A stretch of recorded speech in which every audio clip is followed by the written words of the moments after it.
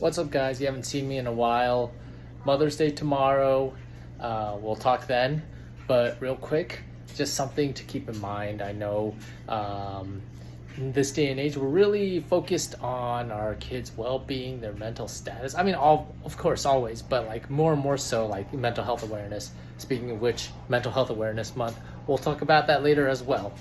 But just something to keep in mind, like I know there's this big focus on making sure your child is seen and heard and validated, even at a very early age. But just remember that when they verbalize something, that doesn't necessarily mean that that's their primary form of communication. Oftentimes, it's the emotional and nonverbal communication that matters more than the verbal. They're still learning, they're still practicing. That's those toddler years. So even though they say, "Oh, I don't want to eat, watermelon," they probably mean, "I want to eat watermelon." They're just practicing their saying of no. So you will have to have a lot more patience and just double check. Try not to lose your shit if he turns around and is like, "Where's the watermelon?" And when you heard, "I don't want to eat watermelon," you put it away. Don't lose it. They're trying to figure it out. Their brains are still developing.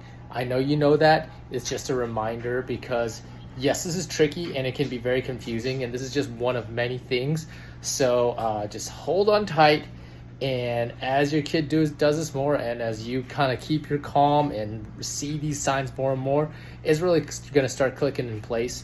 And really, in all honesty, if you could figure out how to read your kids' emotions and nonverbal communication before you listen to their verbal stuff and factor all that in, you will be a much better communicator with them when they're in their teens and preteens and as adult children. And also it's going to factor well with all the other stuff in your life, from work to clients to your own siblings and in-laws and parents and cousins and anyone that you come across. Just remember, read the nonverbal and the emotional as well, because there's a bunch of stuff that comes into play. And I know, that's another responsibility. You gotta be responsible for the things that they don't say, including the stuff that they do say. But that's life, and it's gonna make you a lot more effective as a parent and communicator with everyone in your inner circle. Hope that helps.